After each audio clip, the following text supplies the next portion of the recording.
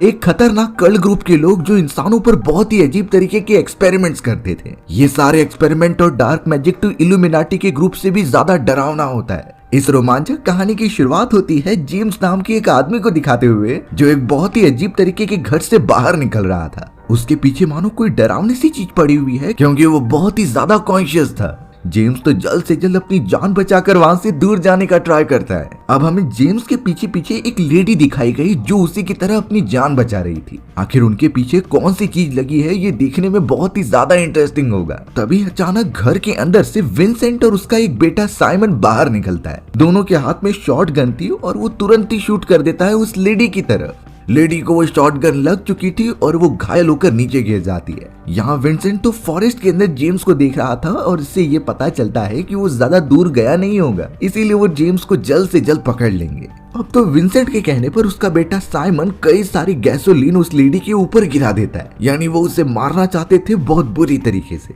वहाँ जेम्स तो लगातार फॉरेस्ट के अंदर भागता ही जा रहा था अपनी जान बचाकर, क्योंकि उसे पता है कि अगर वो रुक गया तो ये सब उसे वापस से पकड़ लेंगे और शायद इस बार वो जिंदा बचे ही ना।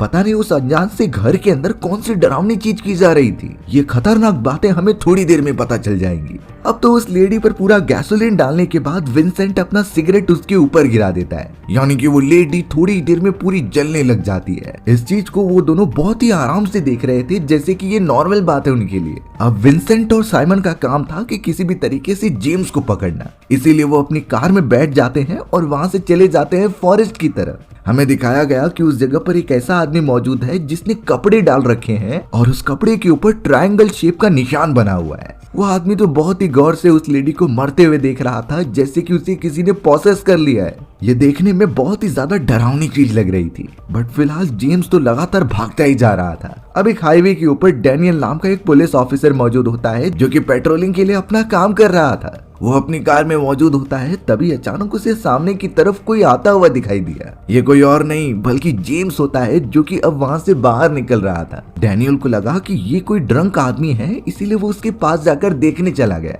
लेकिन तब जाकर पता चलता है कि जेम्स बहुत ज्यादा घायल हो चुका है। डैनियल ने ह्यूमैनिटी के तौर पर जेम्स को अपनी कार में बिठाया और सीधा हॉस्पिटल की तरफ लेकर जाने लगा। वो दोनों बहुत ही जल्द से जल्द हॉस्पिटल पहुंच भी जाते हैं। यहाँ डैनियल की एक्स वाइफ एलिसन काम करती थी और वो उसके पास ही जेम्स को लेकर आता है वहाँ ठीक कराने के लिए। जेम्स की हालत देखकर सभी उसे एडमिट कर लेते हैं और उसकी जांच करने के लिए जल्द से जल्द डॉक्टर्स को बुलाते हैं। डैनियल थोड़े समय के लिए वेटिंग एरिया में जाकर बैठ जाता है। अब उस जगह पर मैगी नाम की एक लेडी जो प्रेग्नेंट थी और उसका एक रिलेटिव जिसका नाम बेन होता है वो मौजूद था। दोनों अपनी बारी का वेट कर रहे थे कि कब उनका चेकअप किया जाए, बट जेम्स की कंडीशन सीरियस होती है, इसीलिए उसे पहले एडमिट कर लिया गया। उस जगह पर हमें किम नाम की एक नर्स दिखाई जाती है जो लोगों से बहुत अच्छी तरीके से बातें किया करती। किम तो अब क्लिफ नाम की एक लड़की के पास चली गई जो कई दिनों से इसी जगह पर एडमिट था। उसकी हेल्थ ठीक होने का नाम ही नहीं लेती, पता नहीं उसे कौन सी इंटरनल बीमारी हो चुकी है। किम तो एकदम नॉर्मल तरीके से क्लिफ के पास पहुंच गई उससे कुछ एंटरटेन करने के लिए, बट क्लिफ पता नहीं क्यों एकदम से अजीब सा बिहेव करने लगा था। क्लिफ तो किम के ऊपर गुस्सा हो जाता है और उसे यहाँ से चले जाने के लिए कहता है। किम भी अब नाराज हो गई और वहाँ से चली जाती है,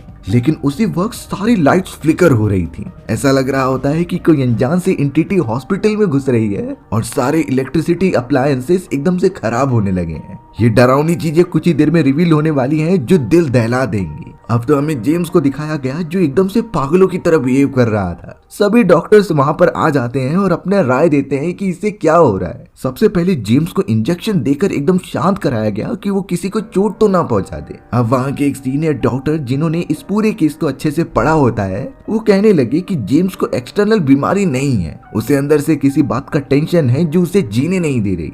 फिलहाल तो जेम्स को नींद की दवाइयां देकर सुला दिया जाता है ताकि वो एकदम नॉर्मल रहे। इतने टाइम में डॉक्टर सोच पाएंगे कि इसका क्या करना चाहिए। एक सीनियर डॉक्टर तो डैनियल को भी समझाता है कि तुम्हें अपनी एक्स वाइफ एलिसन के पास चले जाना चाहिए, वो अपनी डॉटर को अकेली नहीं संभाल पाएगी अपने शिफ्ट के दौरान। यानी कि डॉक्टर ट्राई कर रहे थे कि वो डैनियल को वापस से एलिसन के पास भेज दे। वो दोनों एक अच्छे कपल हैं और आगे चलकर एक अच्छी फैमिली भी बना सकते हैं। अब डैनियल जब वहाँ से निकल रहा होता है तो उसे एक रूम से कुछ आवाज आ रही थी। ये रूम किसी और का नहीं बल्कि क्लिफ नाम की उसी पेशेंट का होता है। जब डैनियल अंदर गया तो वो देखकर एकदम चौंक जाता है, क्योंकि उस जगह पर एक नर्स मौजूद थी जो एक चाकू लेकर क्लिफ की लिटरली दोनों आंखें निकाल रही होती है। क्लिफ तो शायद अब तक मर चुका होगा, लेकिन अब डैनियल तो अपनी बंदूक निकालकर उस लेडी को वहाँ से हटने के लिए कहता है। वो नर्स जब दूसरी तरफ मुड़ रही थी तो पता चला कि उसका भी चेहरा पूरी तरीके से खराब हो चुका है। वो तो अपने आप को और ज्यादा चोट पहुंचा रही थी। नर्स ने कहा कि वो आने वाला है और उसे कोई भी नहीं रोक सकता। जैसे ही वो आगे बढ़ती है तो डैनियल ने उसे शूट करके मार दिया। ये खतरनाक चीजें देखकर तो डैनियल भी एकदम शॉक हो गया था, बट ये सारी चीजें तो सिर्फ एक शुरुआत है। गन शॉट की आवाज सुनते ही एलिसन और कई सारे डॉक्टर्स वहां पर आ जाते हैं। वो तो यहाँ डैनियल से पूछने की कोशिश कर रहे थे कि आखिर यहाँ हुआ क्या, लेकिन डैनियल ने अभी एक खौफनाक चीज देखी होती है, इसीलिए वो वॉशरूम की तरफ चला गया और वहीं अनकॉन्शियस हो जाता है। इस पूरे प्रोसेस में डैनियल को विजन आ रहे थे एक बहुत ही अजीब तरीके के एनवायरनमेंट के, जो पूरी तरीके से काला था और कुछ खतरनाक होने की चेतावनी थी। थोड़ी देर के अंदर डैनियल को होश में लाया जाता है और उससे पूछताछ की जाती है। डैनियल ने कहा कि उस नर्स ने बहुत ही आउट ऑफ कंट्रोल होकर क्लिफ की जान ले ली। तब जाकर वहाँ के सीनियर डॉक्टर बताते हैं कि हमने पुलिस ऑफिसर्स को बुला लिया है, वो यहाँ पर आकर जरूर कंडीशन को संभाल लेंगे। डैनियल को पता नहीं बहुत ही डर सा लग रहा था इन सारी चीजों को एक्सपीरियंस करके। अब तो थोड़ी ही देर में वहाँ पर एक सीनियर ऑफिसर जिनका नाम मिचेल था वो वहाँ पर आ जाते हैं। डैनियल ने जब सारी बातें मिचेल को बताई तब मिचेल ये कहता है कि जेम्स इसी तरीके के कई सारे केसेस में फंस चुका है। उसे तो ड्रग डीलिंग केसेस में कई बार पकड़ने की कोशिश की गई है। साथ ही साथ मिचेल एक और बात बता रहे थे कि हमें एक डेड बॉडी मिली है जिसे पूरी तरीके से जला दिया गया था। अब ये कौन कर रहा है हमें इसका पता लगाना होगा। शायद उस चीज का यहाँ पर जो हो रहा है उससे कुछ रिलेशन हो। मिचेल यहाँ पर उस नर्स की बात सुनकर ये कहते हैं कि शायद जेम्स ने ही उससे कुछ किया होगा, लेकिन एलिसन कह रही थी कि जेम्स जब से यहाँ पर आया है वो अनकॉन्शियस ही है, तो इन चीजों पर बिलीव करना एकदम बेवकूफी होगी। फिर भी उन सभी को इस पेचीदे केस पर इन्वेस्टिगेशन तो करना ही था, इसीलिए अब यहाँ मिचेल डैनियल से उसकी गन लेकर बाहर जाके और फोर्सेस को यहाँ बुलाने के लिए कहते हैं। डैनियल तो हॉस्पिटल के टेलीफोन से कांटेक्ट करने की कोशिश कर रहा था, बट वहाँ नेटवर्क ना होने के कारण वो अपनी कार के पास चला गया। वो जैसे ही रेडियो से कनेक्ट करने का ट्राई करता है तभी डैनियल की नजर सामने की तरफ गई। उस जगह पर वही आदमी मौजूद था जिसने सफेद कलर के कपड़े पहने होते हैं और कपड़े के ऊपर ट्रायंगल टाइप का निशान मौजूद था। डैनियल थोड़ा चौंक गया कि इतनी रात को ये आदमी इस तरीके के कॉस्ट्यूम पहनकर क्या कर रहा है। वो तो बाहर निकलकर उसे जोर से आवाज देने लगा, बट वो आदमी कोई भी रिस्पॉन्स नहीं करता। अब डैनियल इस बात से थोड़ा डर कर रेडियो पर अपने पुलिस डिपार्टमेंट में कॉल लगाता है मदद मांगने के लिए, पर तब तक उस अनजान आदमी ने डैनियल पर हमला कर दिया था। उसके हाथ में तो चाकू होता है जिसने डैनियल के सीने पर स्टैब कर दिया। अच्छी बात तो ये थी कि ये हमला ऊपर की तरफ हुआ था, ना कि हार्ट की तरफ। डैनियल अपने आप को किसी भी तरीके से छुड़ाकर वहां से वापस हॉस्पिटल में जाता है। एलिसन और कई सारे लोग डैनियल को बहुत ही घायल देखकर उसे पकड़ने लगे। डैनियल एकदम से बेहोश हो चुका था और उसे अजीब तरीके के विजन्स भी आने लगे। इस विजन के अंदर वो किसी परछाई को देखता है। ये ऐसी परछाई थी जो डैनियल को अपने पास बुला रही होती है। सभी लोगों ने अब बाहर की तरफ देखा कि उस अनजान आदमी के जैसे और भी कई सारे लोग मौजूद हैं जो व्हाइट कलर के कपड़े और ट्रायंगल शेप का निशान लेकर उनकी तरफ बढ़ रहे थे। शायद ये उन सभी को ही पकड़ने के लिए चारों तरफ फैल चुके हैं, यानी यहाँ से निकलना तो अब नामुमकिन सा लग रहा है। दूसरी तरफ तो हमें उस नर्स को दिखाया गया जिसकी बॉडी में से अजीब तरीके के टेंटिकल्स निकल रहे थे। इन चीजों के बारे में अभी तक किसी को अंदाजा भी नहीं था।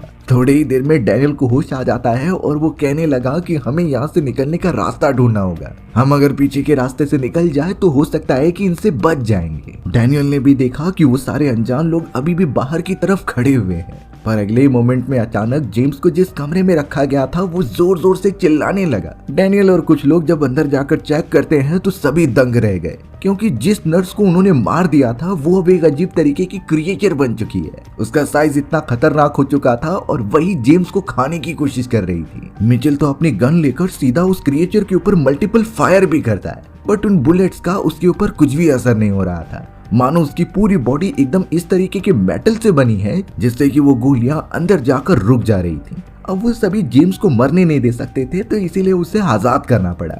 जेम्स को वो बाहर लेकर आ जाते हैं और डैनियल ने तो उस क्रिएचर को अंदर की तरफ ही बंद करके रख दिया। किसी को कुछ समझ नहीं रहा था कि आखिर आगे क्या किया जाए। ये अनजान से लोग बाहर की तरफ क्या कर रहे हैं और ये चीजें उनके साथ ही क्यों हो रही हैं। अब थोड़ी देर के अंदर उस जगह पर विंसेंट और साइमन आ जाते हैं। उनके पास तो गन मौजूद थी जो जेम्स को मारना चाहते थे। जेम्स किसी भी हालत में उनसे बचना नहीं चाहिए।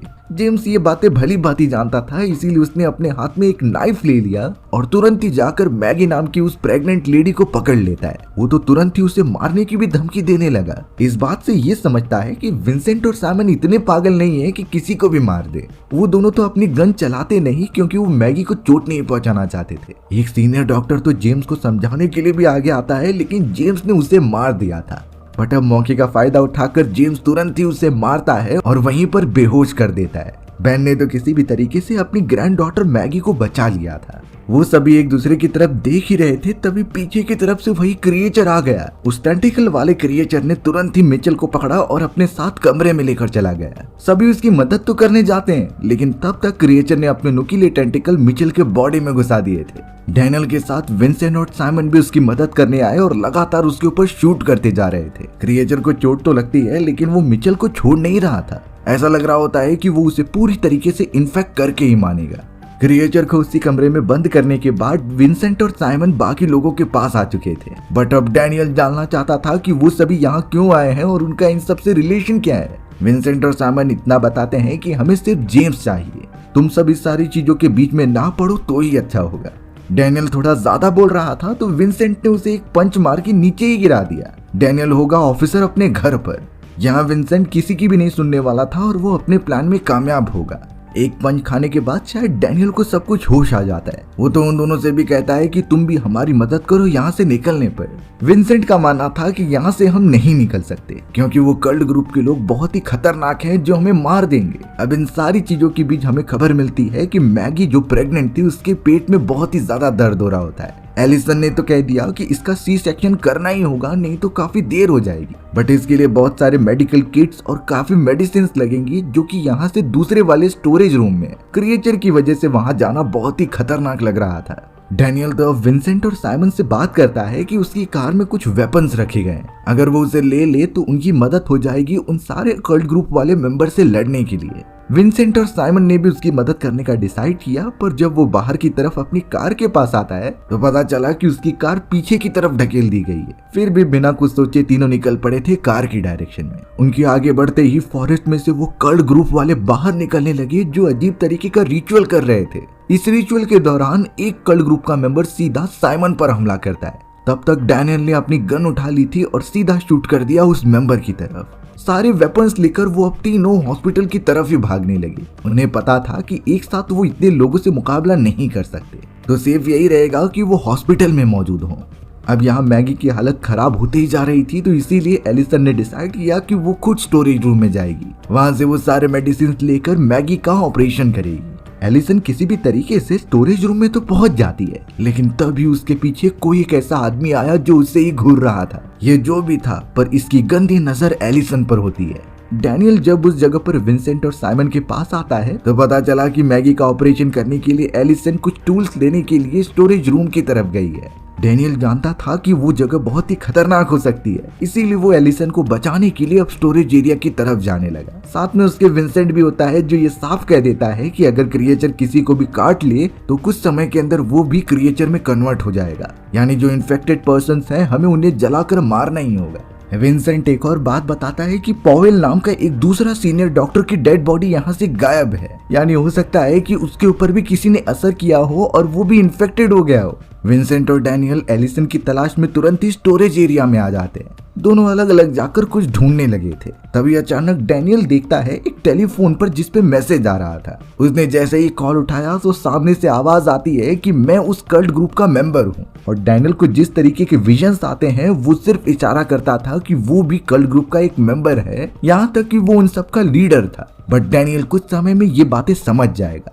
वहीं विंसेंट को थोड़ी जांच पड़ताल से इतना पता चल गया कि पॉवेल के ऑफिस में वो फोटोज मौजूद थी जो कल्ट ग्रुप के होने का साफ साफ इंडिकेशन होता है, यानी डॉक्टर पॉवेल शुरुआत से ही उन कल्ट ग्रुप वाले मेंबर्स से मिला हुआ था। ये इतनी ज्यादा डराने वाली चीज होती है क्योंकि वो उनके ऊपर भरोसा कर रहे थे और अब वही इन सबको मारना चाहते हैं। विंसेंट और साइमन तो तुरंत ही जेम्स के पास चले आए और उससे पूछने लगे कि ये कल्ट ग्रुप क्या करना चाहता है। इसके बारे में सारी इन्फॉर्मेशन उन्हें चाहिए थी, लेकिन जेम्स कुछ बताता नहीं और उसे सिर्फ इतना पता है कि पॉवेल हमें शुरुआत से गाइड कर रहे थे इस कल्ट ग्रुप के लिए काम करने के लिए। उन्होंने हमें कुछ पाउडर्स दिए जिसे हमें कंज्यूम करना था और यही पाउडर जेम्स ने उस नर्स को दिया था और आज वो इतना खतरनाक क्रिएचर में कन्वर्ट हो गई। विंसेंट और साइमन तो जेम्स को काफी ज्यादा टॉर्चर करते हैं और उससे लेकर चले गए नीचे की तरफ, क्योंकि जेम्स बता रहा था कि पॉवेल वहीं कहीं हो सकता है। धीरे धीरे अब वो सब बेसमेंट की एरिया से आगे बढ़ने लगे थे और वहाँ काफी अंधेरा था। शायद उन सभी को अंदाजा नहीं कि आगे कितना बड़ा खतरा उनके लिए वेट कर रहा है।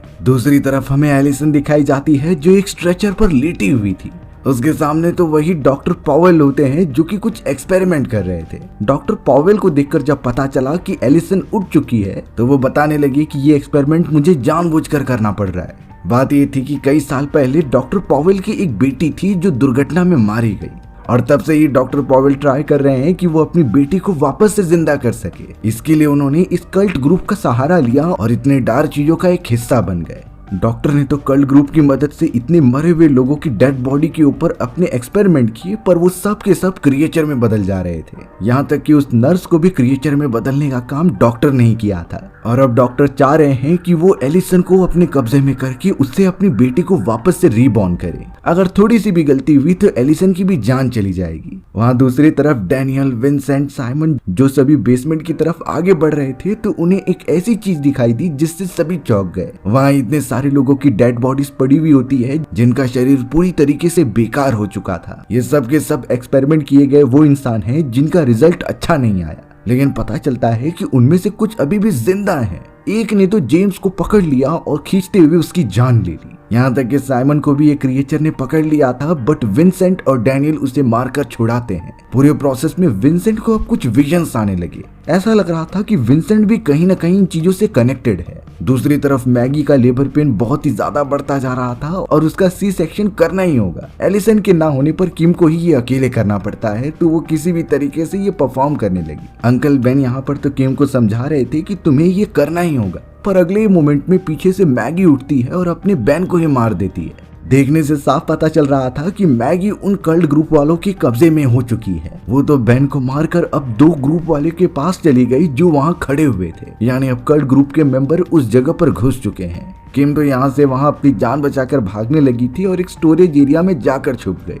अब यहाँ बेसमेंट की तरफ सभी लोग अलग अलग हो चुके थे क्रिएचर्स के अटैक के कारण। डैनियला में दिखाया जाता है जो लगातार ट्रेवल करते हुए उस जगह पर पहुंच गया जहाँ उसकी एक्स वाइफ एलिसन मौजूद थी। एलिसन तो स्ट्रेचर पर लेटी हुई होती है बहुत बुरी हालत में। डैनियल को भी पता चला कि एलिसन प्रेग्नेंट थी, बट अगले मोमेंट में जब रियलिटी सामने आती है तो डैनियल एकदम से डर गया, क्योंकि वहाँ पर एलिसन एक खतरनाक क्रिएचर में कन्वर्ट हो चुकी होती है जो डैनियल पर ही हमला करने का ट्राई कर रही थी। डैनियल अब ना चाहते हुए भी अपना एक्स उठाता है और तुरंत ही उसे मारने लगता है। उसे बहुत अफसोस था कि वो अपनी वाइफ को नहीं बचा पाया, बट अब थोड़ा आगे आने पर उसे कुछ आवाजें सुनाई दी और एक चैम्बर में उसे ट्रायंगल शेप में से रोशनी निकलते हुए दिखाई देती है। उस जगह पर तो कई डेड बॉडीज भी पड़ी हुई थी। वहाँ पर डॉक्टर पॉवेल की आवाज आती है कि मृत्यु ही सिर्फ अंत नहीं है, इसके बाद भी एक दुनिया होती है जिसे हम कंटिन्यू कर सकते हैं, लेकिन उसके लिए कल्ट ग्रुप के इन चीजों का साथ देना होगा जो बहुत ही ज्यादा कर्स्ड है। अचानक अब पीछे की तरफ से मैगी आकर डैनियल को स्टैब करके वहीं बेहोश कर देती है।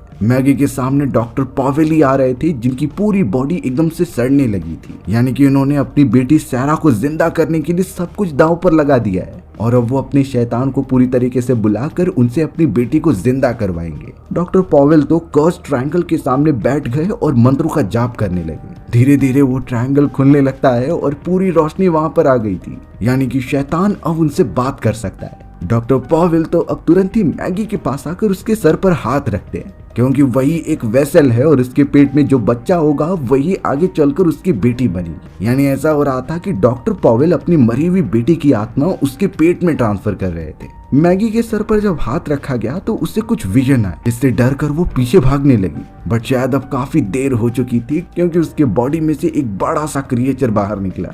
इस क्रिएचर की वजह से मैगी मर चुकी थी और वो काफी खतरनाक लग रहा था।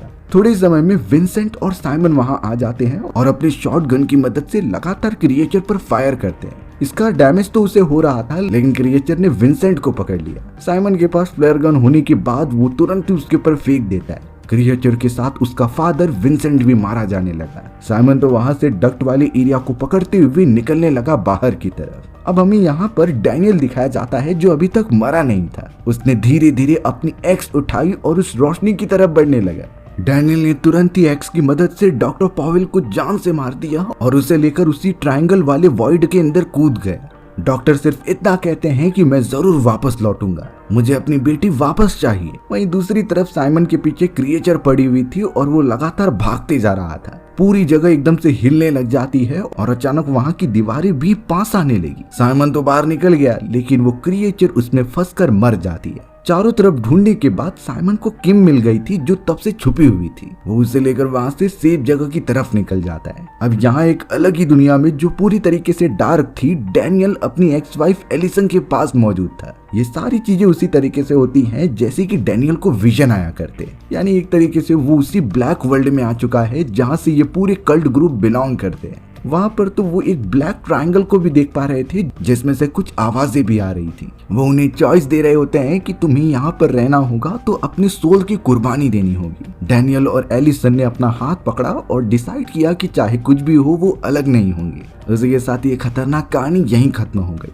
सो व्यूअर्स, आपको ये स्टोरी कैसी लगी कमेंट सेक्शन में बताना भूलना मत। और अगर आपको मेरा एक्सप्लेनेशन 1% भी अच्छा लगा होगा ना, तो वीडियो को लाइक एंड चैनल को सब्सक्राइब जरूर कर देना। मिलते हैं इसी तरीके की मजेदार वीडियोस में, तब तक के लिए बाय बाय।